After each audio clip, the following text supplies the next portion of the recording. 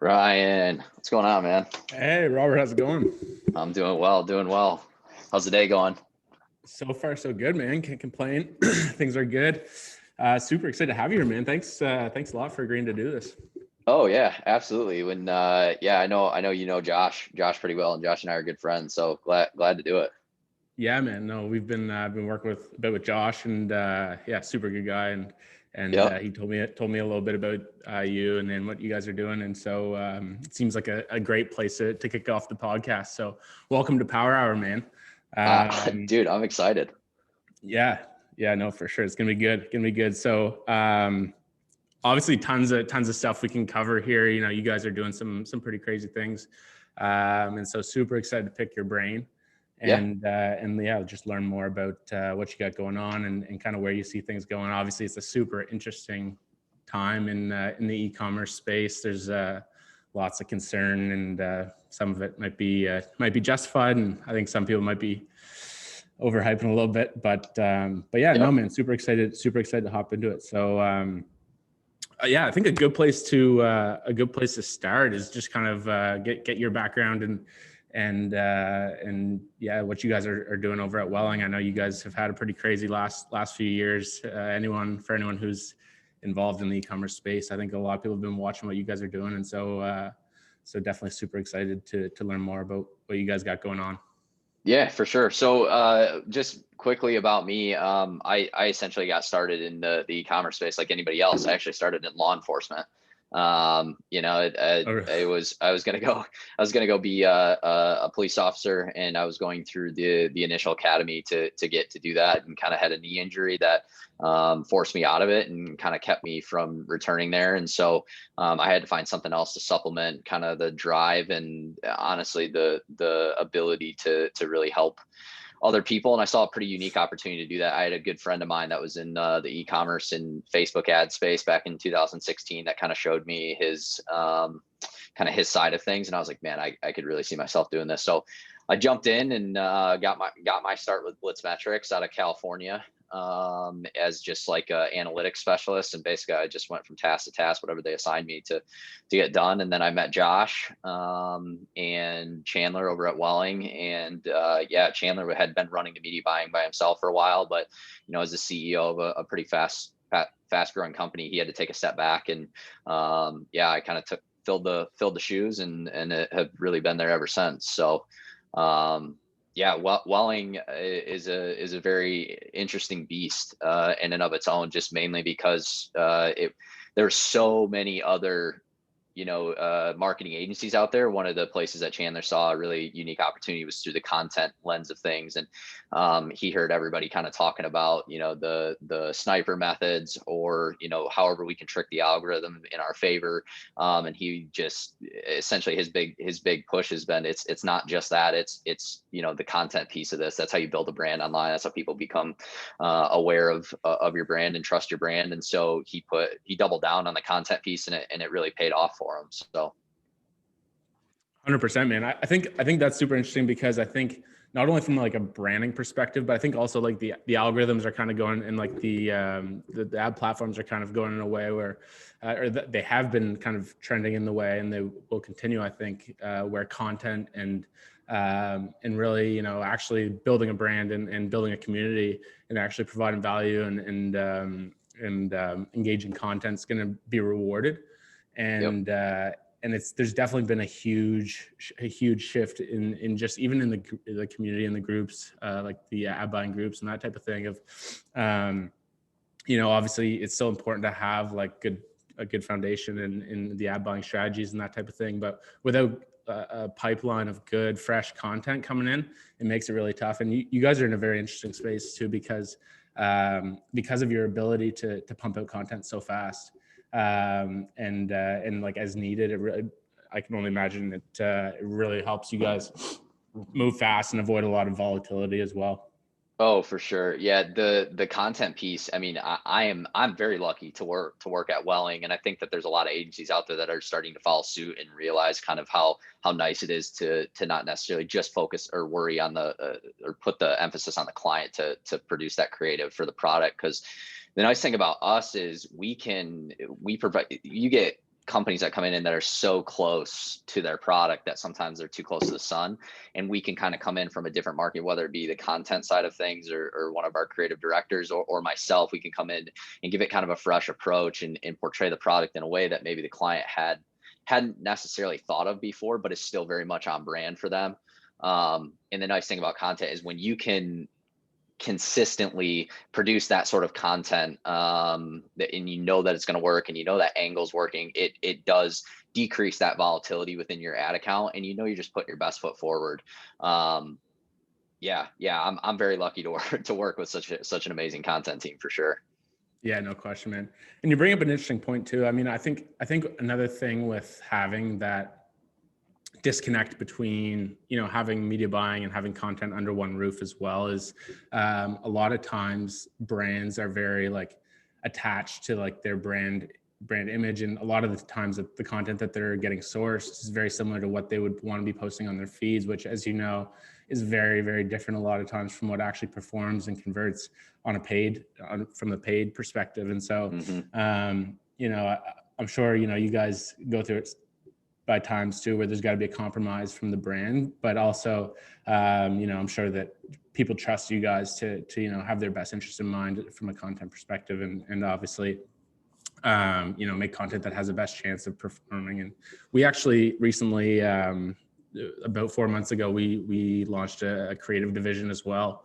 Yeah. And so obviously we're at a very small scale, and we're, you know, we still have some growing pains, but it's just the ability to be able to iterate and even make small improvements and small tweaks, and just refresh and repurpose content as needed has been huge.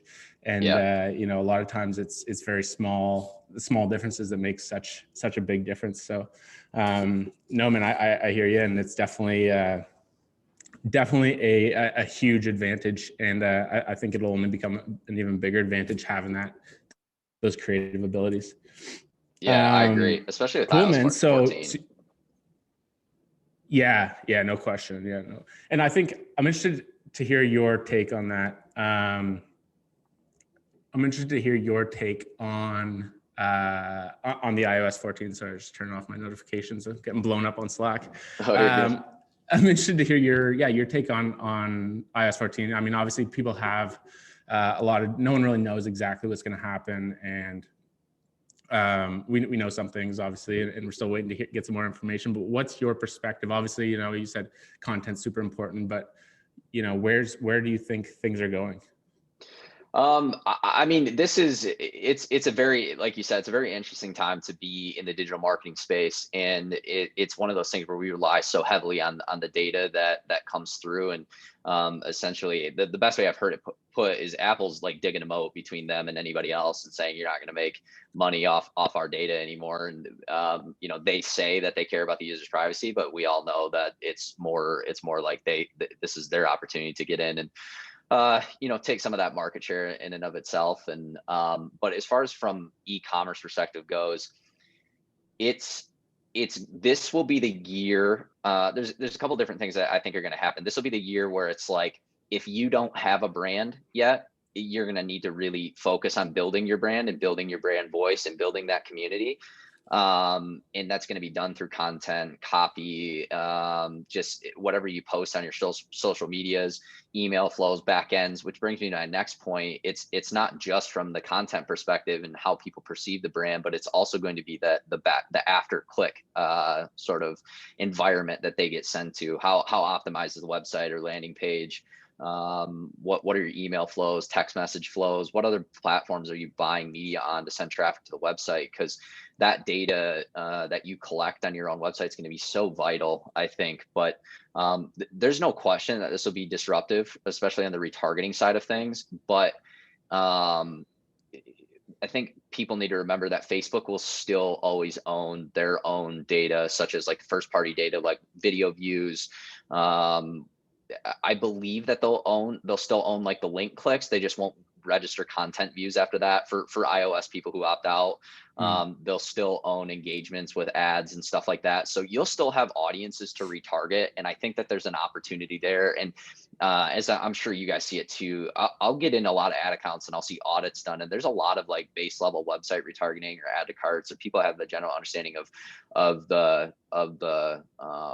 what a funnel looks like. But Facebook and Instagram and video views retargeting can be so deadly. And I think it's just going to put a bigger emphasis on that moving forward. Yeah, no, I agree with everything you're saying, man. I think it's obviously, it's to be determined, but I think, branding and content, or the fundamentals are going to win. And I think it's the people that are doing these, are already doing these things and doubling down on them, that are going to be fine. And, it's the people who are trying to get away with only running, traffic, like one offer on one platform, and expecting that to, be evergreen, and things are always evolving. And so, no, I definitely agree with you. And on that note, so you guys are mostly Instagram, Facebook right now? Yeah, Instagram, Facebook. We've been doing a lot of TikTok ads lately. We've done some Snapchat and YouTube and stuff like that too. But a lot of the clients that come to us have put a lot of emphasis on Facebook and Instagram. And so that's where a lot of our content gets used towards. Now that we've started to branch into the TikTok space a little bit, we started doing more of those like traditional organic TikTok videos, or helping people brand themselves on TikTok. Because that's a hard platform to ignore right now, just because, I mean, I think it was like 3-4 weeks ago it came out. It's like people are spending more time on TikTok than they are on Facebook and Instagram. And as a digital advertiser, that's got to capture your attention in some way, because if people are spending their time there, that just means there's an opportunity to get your product or your client's products in front of people. For sure. Yeah, man. And I think I'm kind of guilty, because I haven't been spending a whole lot of time on TikTok myself. And so it's something that I want to start doing, because it's, obviously you need to be aware of these things, but there's no question there's been a big shift. And I think one thing that we've been kind of putting a lot more energy and effort into is Snapchat as well. Yeah. I find the creatives from Snapchat and Facebook carry over more similarly than TikTok, and it's kind of its own beast. And so I'm interested in hearing a little bit more about how you guys are going about the creatives on TikTok specifically.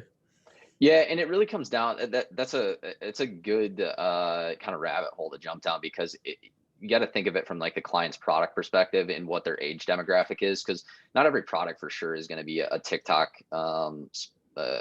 success. I mean, if you have an older demographic, there's a good chance that your product probably isn't going to catch the fire like it has on Facebook and Instagram. But as we've started to create content, it's more or less what are the trends on TikTok? That's the nice thing about working at Welling. We have a lot of and I don't mean any disrespect at all, but we have a lot of you have a lot of the younger generation working at Welling, and they're like, even more so. I'm 29 years old, and we've got people that are younger than me that are saying words or using emojis in different ways that I'm not even up on, and I'm like, oh gosh, I'm getting old,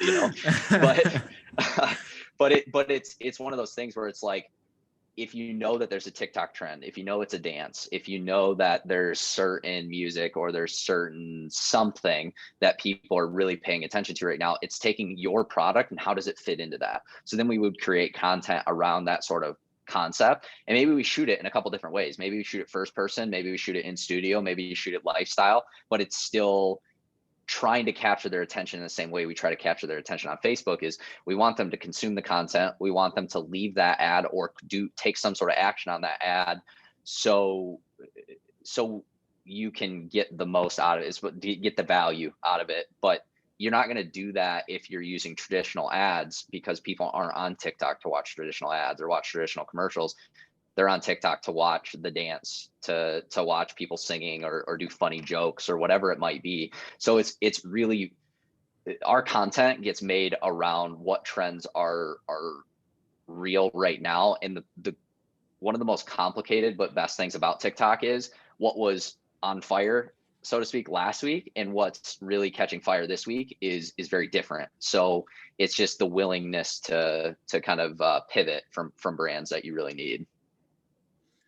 Yeah, man. I think that's huge. I think like and a lot of that too comes down to, just having your eyes on what's going on. And I think that's what gets lost a lot of times too, is where, we companies like ours come into play is, we see these trends and what's going on. And I think whether, regardless of the platform, I think,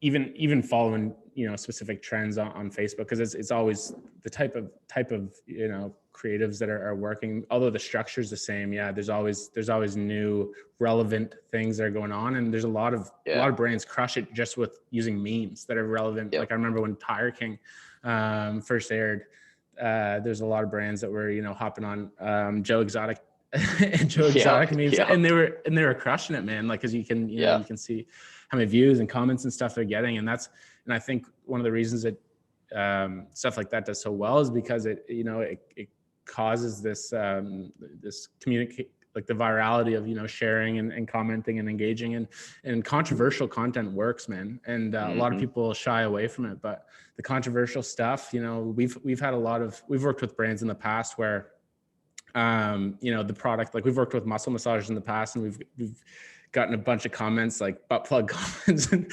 sexual stuff, and like people the brands don't always like seeing that stuff, but at the end of the day, like, as long as you can engagement, and as long as you can say to the bands those vice grips, then it's it actually improves performance so much. And it's just super interesting take on it, for sure. Yeah, man. So let's get into, I guess, some more technical stuff with media buying and what's going on in the media buying landscape, and kind of your guys' strategies right now for scaling. Yeah, absolutely. No, this is like one of my favorite topics. So I take a very, and this can be both a curse and a blessing, because I take a very scientific approach to scaling. And what I mean by that is I look at every piece of media buying as a variable. So your creative's a variable, your copy's a variable, your headline's a variable, your button's a variable, your audiences are variables. And the way that we're kind of, especially in today's landscape, understanding those variables, understanding what drives action and the angles that are working for your clients is so vital. I would say a year ago, maybe a year and a half ago, you could launch a bunch of different campaigns, see some scale. You could do one thing that we've seen a little bit of struggle with lately is the ability to horizontal or to vertically scale. So we've been going back more towards that vertical scale, where it's, whether it be duplication or you're testing certain variables, bringing them to another campaign, then bringing them to another campaign. I've probably been on a handful of podcasts, but I always talk about one media buyer in particular because of the trainings that they put out. But his name's Tyler Garner. He puts out some of the best trainings, but the way that he has it structured is very similar to how we do things. And he looks at everything as variables as well. So we do a lot of testing on the back end. Like when we get into accounts and stuff, one of the first things we really try to bring is a testing structure to things, because in the way that we build reports for clients is very much like, here's what we tested this last week, here's what worked, here's what didn't work, and here's our plan of action for the coming week. Because what that does is it allows you to take those main campaigns that you're running right now and focusing on return on ad spend, and it allows you to consistently supply variables that are working. Or all of a sudden, let's say we've got a client that is very much in like the emergency preparedness space, and we know that last week the storms hit in Texas, and it sounds really bad, but you see that as an opportunity because they supply some emergency power or some security aspect of things. So we start launching angles around the idea of the power outages, or having reliable power when you need it most, and stuff like that. But that was all done through testing. But essentially what we'll do is I try to nail down our creatives, and I try to nail down our copy. And once you understand those variables, and unless it's a brand new ad account, you have no variables, there's a lot of testing that needs to take place. But you can typically come in and be like, okay, these are the angles that have worked in the past, so we're going to launch X creatives with this copy that's worked for them in the past.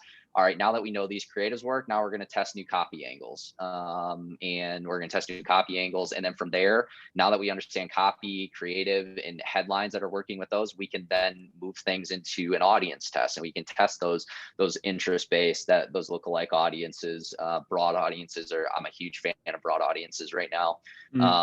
But once Same. you genuinely understand the copy, the creative, and the audiences that this is firing with, your ability to scale now becomes really what Facebook is designed for, and that you can utilize the algorithm. You allow Facebook to do a lot of the heavy lifting once you understand your variables. So once you understand those, we always will take from the initial test to a scale campaign of like a lowest cost, highest value, lowest cost campaign.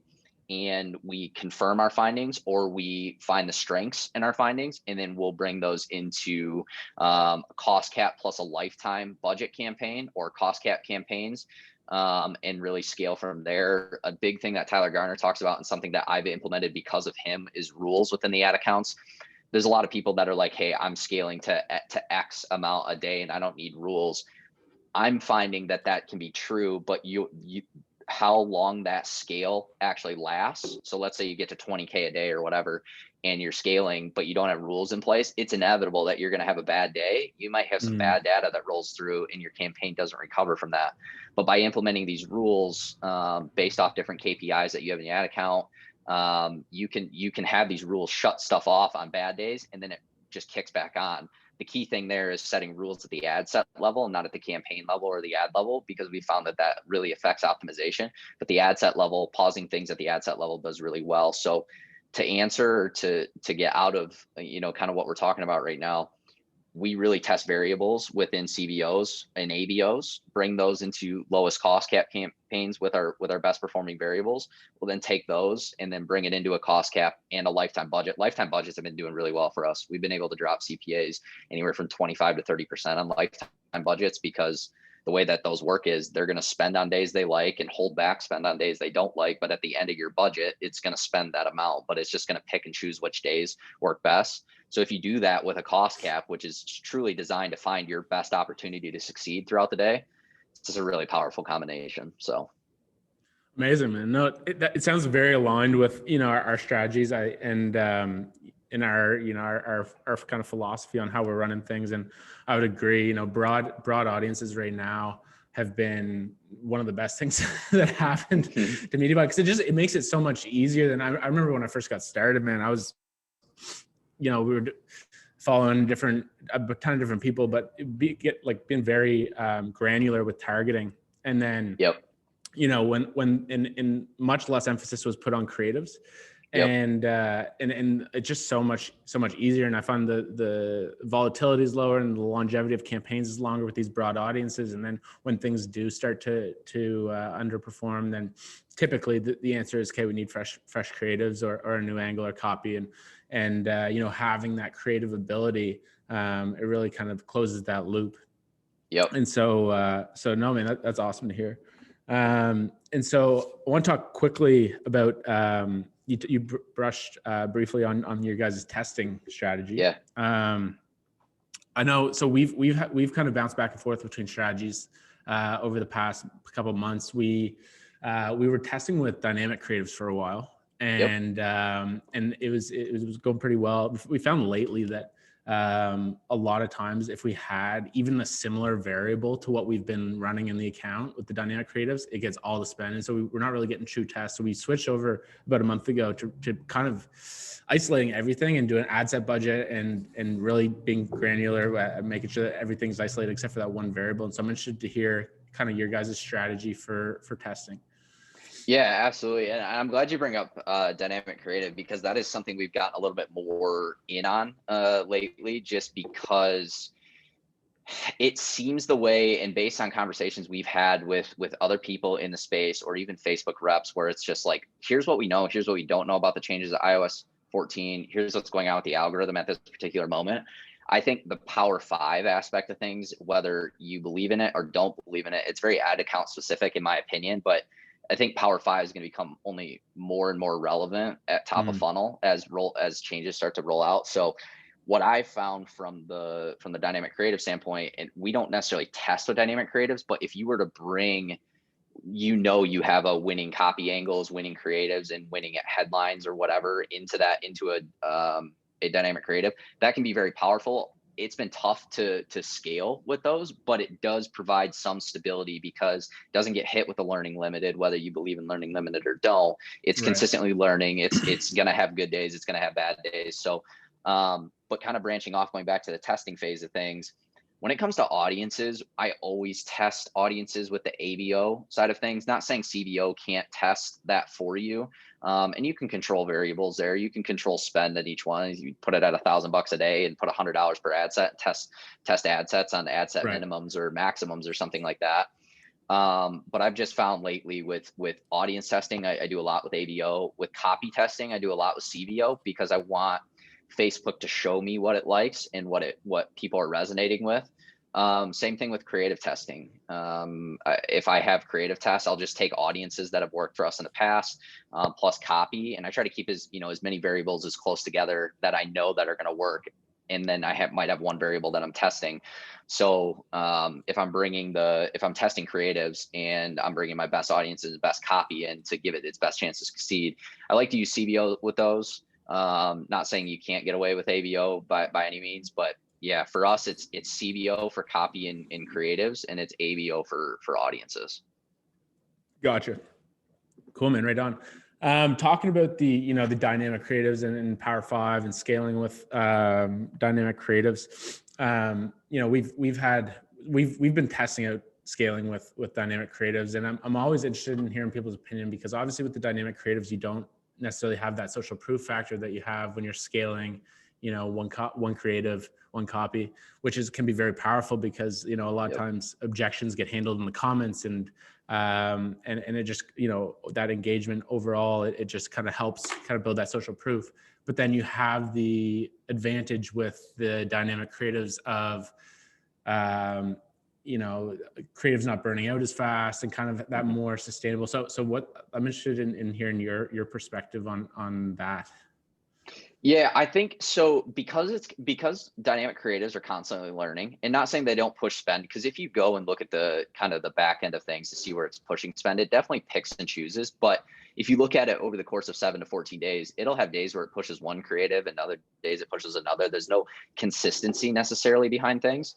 So I think the best way to answer this question is dynamic creatives should definitely be used, and you could target the same audiences. You could have one that's dynamic creative and one that's not with CBO, and allow CBO to determine where the best opportunity to spend that budget is that day. You could have one campaign that's got your social proof, it's got everything you need to build that trust with the consumer. But then on the dynamic creative side of things, it's almost always trying to go for the lowest hanging fruit. It's consistently learning, it's consistently bringing data in.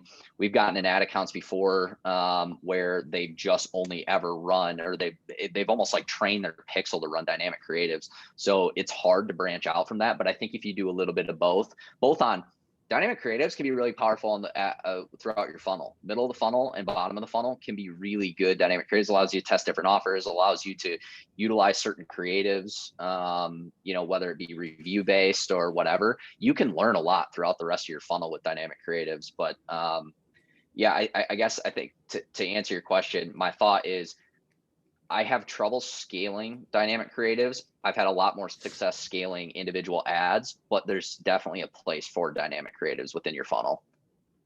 I love it, man. No, I agree completely. And it seems like like when we're talking like raising budgets, like big budgets and like the cost cap type, like 5-10K a day budgets,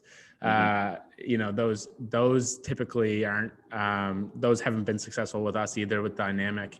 But they're just so damn consistent that it's like, man, I definitely love the feature, and I can see where they're going with it and why it's a part of, the platform. But no, it's gonna be interesting to kind of watch and see how those evolve and over time, because clearly they want it to be a big part of what they're doing.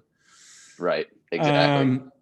Cool, man. So this is kind of a controversial topic a little bit. Some people love them. Some people say not to do it. What's your opinion on are you guys running all purchase conversion? Are you running traffic? Are you running PPE? What's kind of the split if you are, and how do you guys think about that? Yeah, so there's always been a so right now, just full transparency, my headphones just died. Love that. But full transparency, we're running purchase conversion probably 99% of the time. And I would say the only time that maybe we're not necessarily running purchase conversion would be, I love to run retention campaigns for people. So let's say you got a client that's got a laundry list of people that are going to come back, whether it be supplement based, food based, anything in the e-com space where they might want to purchase from you again. I run a retention campaign to past customers, but I run it as a reach campaign because it's cheaper to run it as a reach campaign. Although it's not optimizing for conversions, it's cheaper to get back in front of those people, and you actually can bring people back into your funnel that way. Or you have past customers that'll purchase right from that ad. You let that run for a good period of time. I would say 80 to 90% of the time on a retention campaign with a reach objective, I've been able to find a good, just targeting past customers is always gonna be a hot audience, but if you can do it cheaper, that's just more money in yours and the client's pocket. So I love it, man. No, that's super smart. And I know a lot of people talk about doing a similar thing with retargeting even, and running reach objective to your bottom of funnel traffic. And we've tested it, man, and like the theory of it makes complete sense. Sure. But it's just like, man, they just haven't been converting for us. And it's but like, especially with retention, because that customer already has had the product, they know the benefits, and the customer's the customer, right?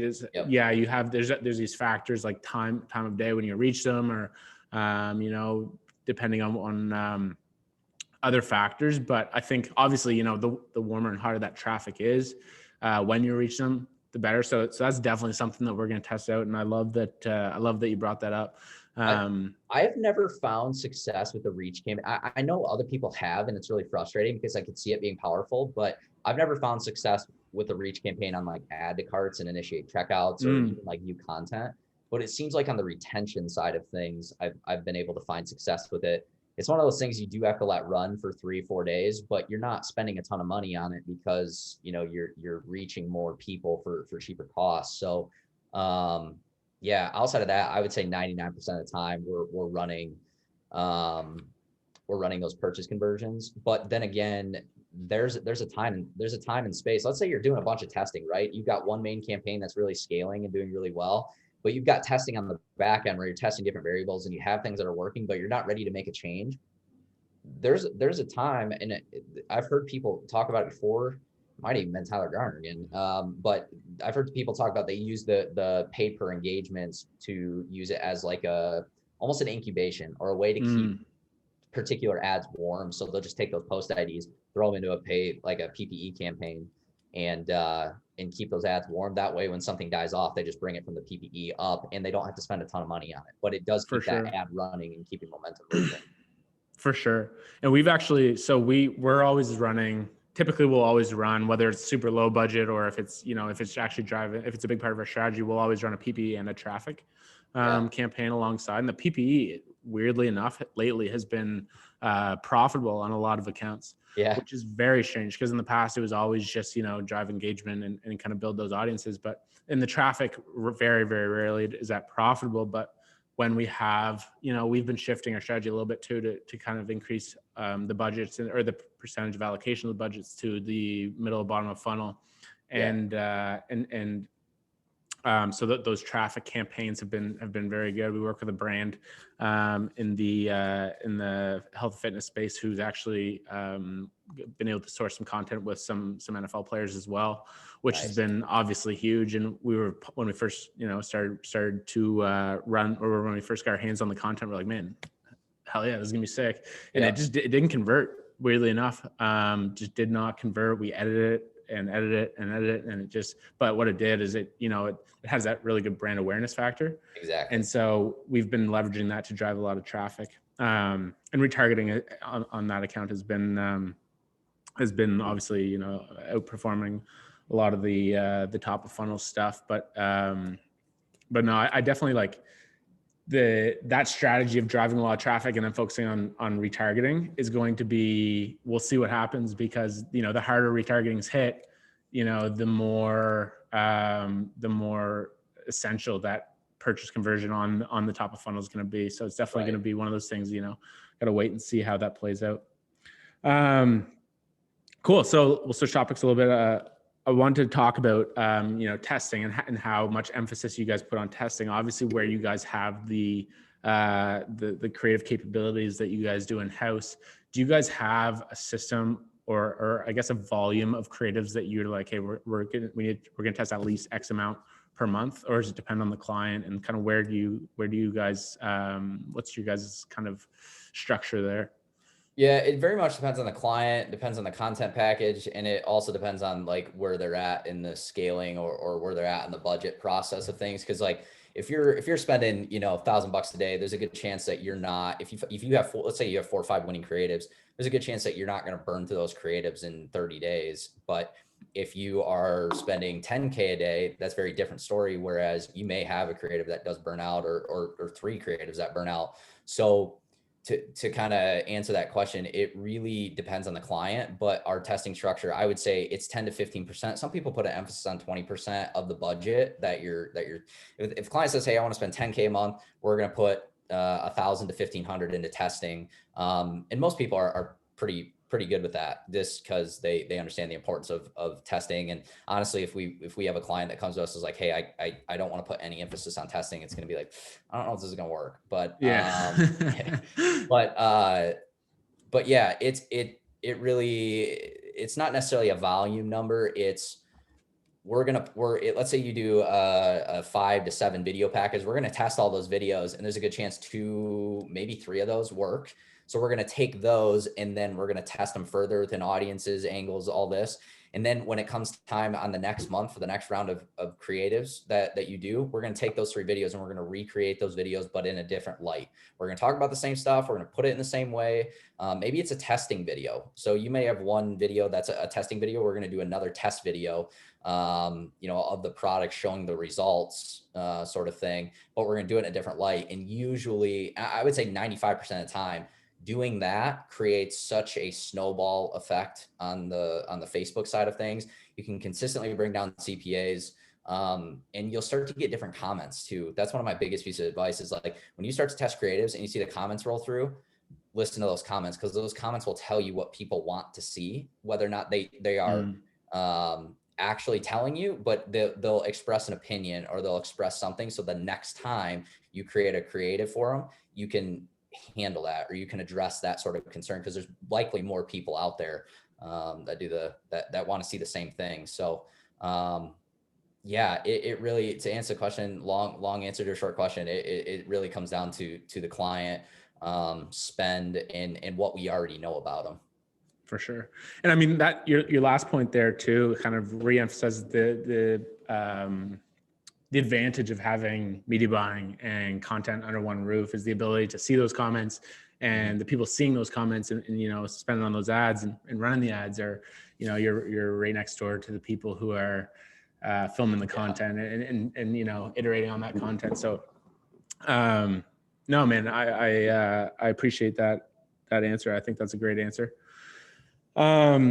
Cool, man. I guess to kind of wrap things up, I'd like to hear your, you know, what are you guys excited about looking forward into 2021? I mean, you guys recently went through an acquisition, and you know, there's a lot going on your guys' plate. So what's going on, and what are you guys really fired up about looking forward to the next, you know, 6 to 12 months?